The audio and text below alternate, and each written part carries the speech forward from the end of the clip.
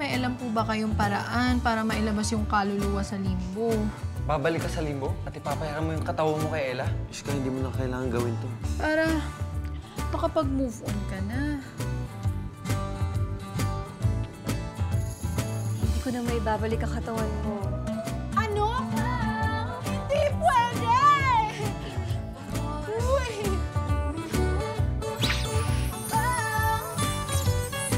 Nainlove na nga ako sa'yo. Sorry talaga, girl. Pero hindi ko talaga kayang maiwan si John Mark eh. Mahal na mahal ko si John Mark. Bruha ka? Akin na yung katawan ko! Sorry na. Bye na lang, ha? Thank you. Masasanay ka din dito. Iska? Ikaw na ba yan? Yes, it's me. Iska. Iska, maraming salamat ha. Nakausap ko na si Ella. At pwede na akong mag-move on.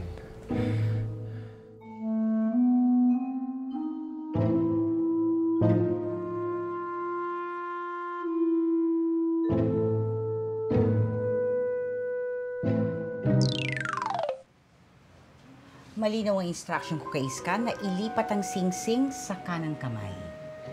Eh, madam, nasa kaliwang kamay pa rin po niya yung singsing eh. Eh di ibig sabihin, hindi pa nakakabalik si Iska sa kanyang katawang lupa. Si Ella pa rin ang nasa katawan ni Iska. Ako, naagawan siya ng katawan, madam. Kundangan kasi, bakit naman nagpahiram ng katawan sa multo? Wala tayong choice. Kung hindi, gamitin ng Blackstone cellphone at ikaw mismo ang susundo kay Iska sa limbo. Ganun po.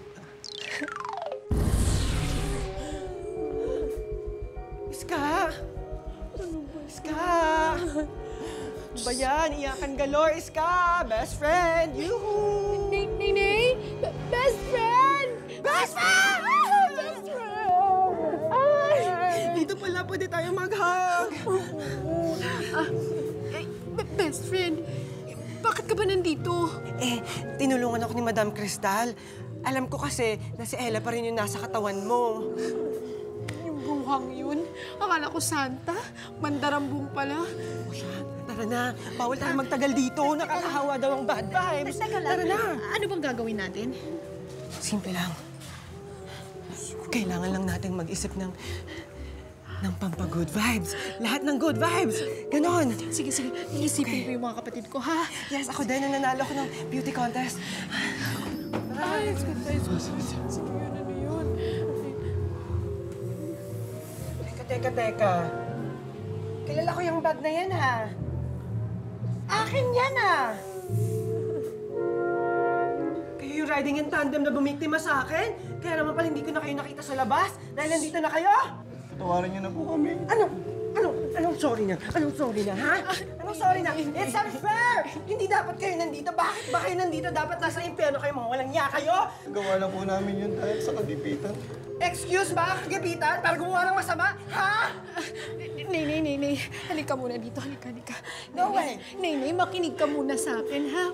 Pag hindi mo sila pinatawad, baka hindi ka na makalabas dito. Tsaka, alam mo, Nene, bad vibes yung galit, Nene. Tsaka, alam mo, ang Diyos na lang yung bahalang humusga sa kanila, ha? Tsaka, everything happens for a reason, Nene. Talaga? Promise?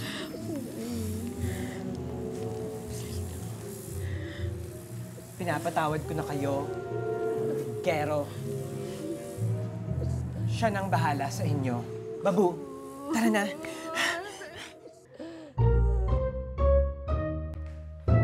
Tsara na yan. TV.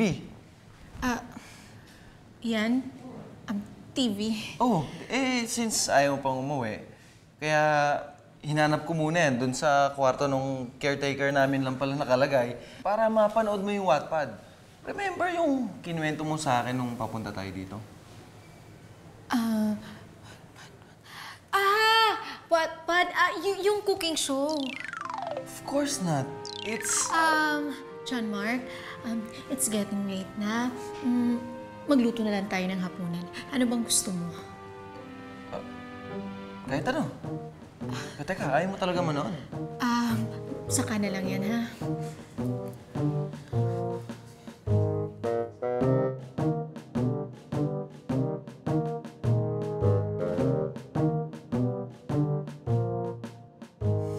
Iska, marunong ka bang magpagalaw ng mga bagay? Hindi ko pa nasusubukan. Try mo nga. Ayun, oh. Sure.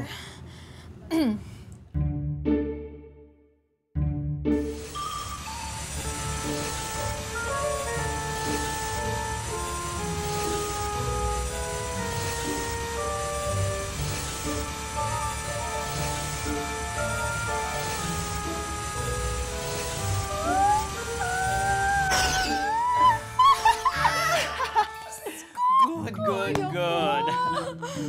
You're a certified poltergeist na. At gagamitin natin yan. Laban sa maitim na balak ng elang yan. Tingnan mo, may pasubo-subo pa ng karot. Ano si John Mark? Rabbit? Oo nga, friend. Hindi naman ako ganun. Nakikita mo ba yung cabinet na yon? Try mo ngang buksan, tapos ilaglag mo lahat ng laman dyan sa ulo ng babaeng yan. Teka, ikatawan ko yan eh. Babaliin ko yung leeg ko. Oo nga naman, yeah. Well, feeling ko wala namang martilyo dyan. Ska? Parang may iba sa'yo today. Ano naman yun, sweetheart? Anong sabi mo? Sweetheart? Wala. Sinabi ko, gusto ko kumain ng sweets. Narinig kita, sabi mo, sweetheart. Hindi Baka yung tawagan niyo lang ni Ella, sweetheart. Oo. Go na! Go na! Ska?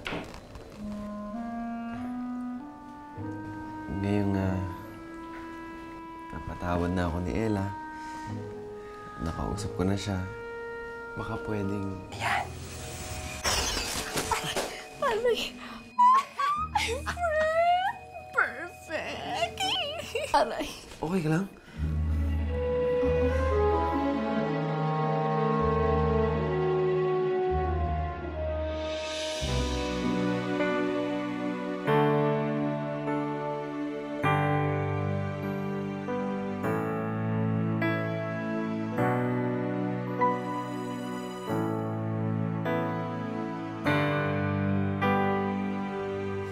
Oh, Iska ha? Nakiss ka na ni John Mark.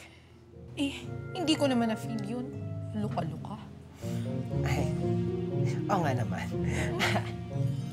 Pero hayaan mo na. Pasasaan pa't makukuha din natin yung katawan mo. Iska, pwede ba kitang ligawan?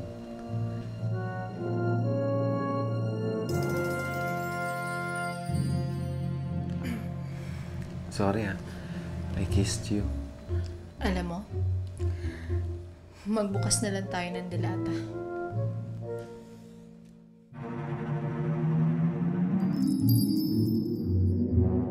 Ella, ibalik mo na sa akin yung katawan ko, please. Hinihintay na ako ng mga kapatid ko. Huwag ka namang selfish. At paano ka nakalabas sa limbo? Hindi naman talaga kasi ako nararapat doon. Buhi pa ko, Day. Tsaka, ito pa bang igaganti mo sa akin matapos kitang tulungan? Magtigil ka, Iska. Hindi mo ako tinulungan. Ginawa mo yun para sa sarili mo. Para makapag-move on na si John Mark sa akin. Pwes, hindi mo maaagaw si John Mark sa akin. At hindi ko na ibabalik ang katawan mo. Ella, ano ka ba? Palayain mo na si John Mark. Whatever. Ella! Ella! Ella! Iska?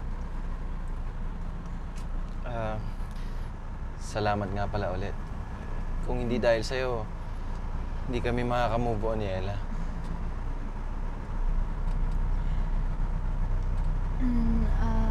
John Mark? Yes? Seryoso ka ba sa sinabi mo the other day? Ang alin? Na gusto mo akong ligawan.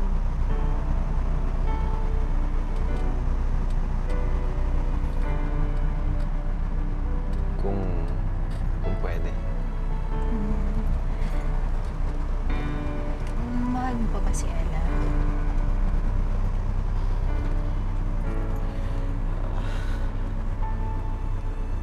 I will always love Ella. Pero ibang pagmamahal na yung meron ako sa kanya. Matagal din akong nakulong sa guilt ko sa kanya. Pero ikaw, Iska, you made me realize that I'm still alive. And I have to move on. Kaya, dahil dyan, napamahal ka na sa akin.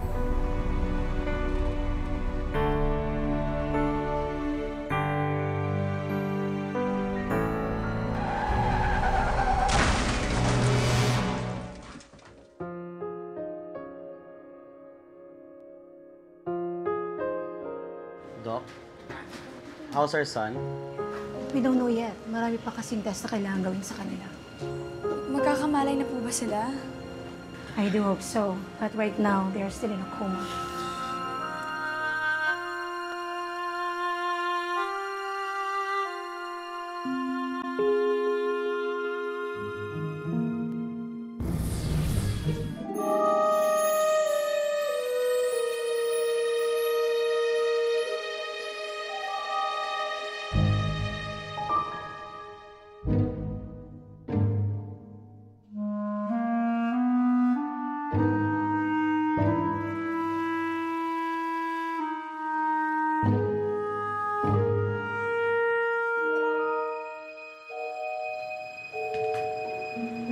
Ella, ba't nandito ka pa? Akala ko naka-move on ka na. I'm sorry, sweetheart. Hindi talaga kita kaya maiwan eh. I don't understand. John Mark, ayaw talagang ibalik sa akin ni Ella yung katawan ko eh. Nung na-aksidente kayo, andun pa rin yung katawan niya. What? Totoo ba yun? Sweetheart, I'm sorry. Pero hindi ko talaga kaya na mawalay sa'yo eh. Sweetheart, nakikita mo ba sila? Si Iska ang bumubuhay sa kanila. Dahil wala na silang mga magulang. Sa tingin mo magiging masaya tayo kung malalaman natin na may masisira tayong mga buhay? Tinulungan na nga tayo ni Iska eh. Ganito pa yung gaganti natin sa kanila. Patawad, Iska. Ang selfish ko pala. Iska, please take care of Jean Mark. I love him so much. Huwag kang mag-alala. Thank you, Ella. Napakabait mo. You will always have a place in my heart.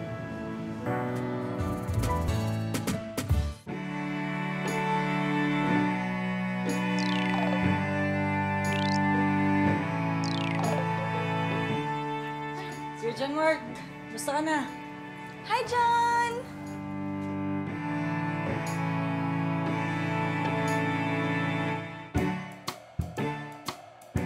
Hi, madam! Kamusta ko yung Quiapo? Wala po ka dyan.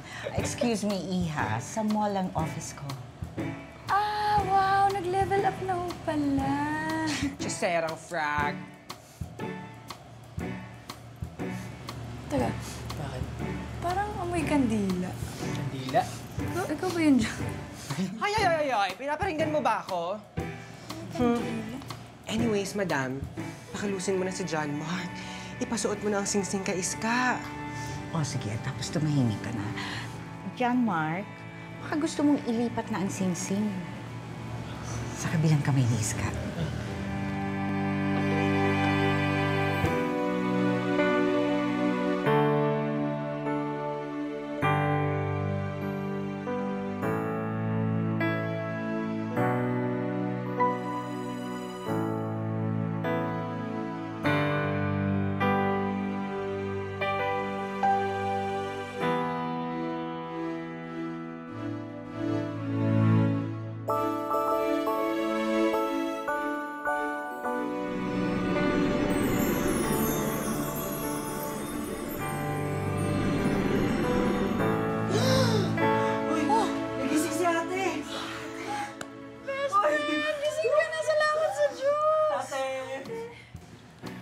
Ska, ikaw na ba talaga yan?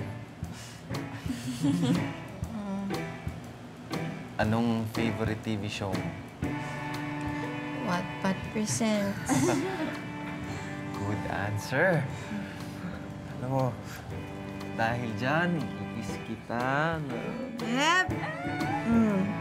Akala ko ba liligawan mo muna ako? Oo nga eh.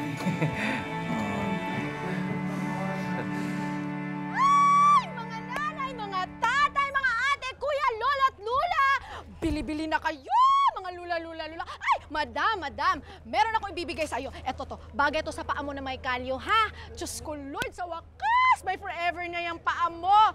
Ganda-ganda mo. Yung fest mo na lang hahanapan natin, ha? O sige na, bili na mi. Marami pa dyan. Ay, bagay ito sa kanya. Bagay sa kanya. Bili. Ayan, manang, bagay sa iyo yan, ha? May panty pa ako dito. Ano pa ba? Ano pa bang kaya natin? Ayos yun sa putlong mo. Ay, Iska! Iska. John Marco. Oh, how's business? Hi, John Mark. Okay naman. Naghahanap pa ako ng ng saramano. Yun. Ano yun? Hindi ba dapat buena mano? Yung saramano ay para sigurado yung bukas mo sa unang oras ay maganda. Ska, paano yun? Hindi ka na dito magtitinda bukas.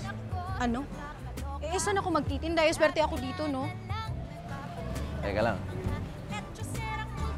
Binedma yung beauty ko. Maganda ako, di ba?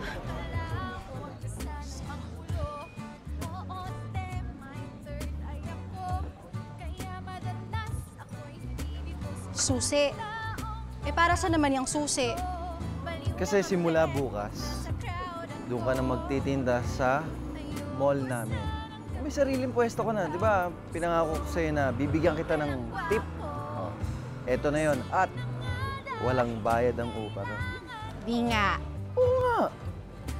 Talaga?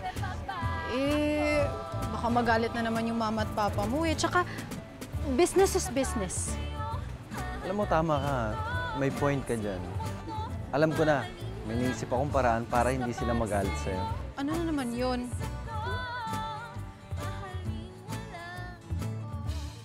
Ay! Diyos ko, ba't ka nakaluhod? Diyos ko naman. Ska, will you be my girlfriend?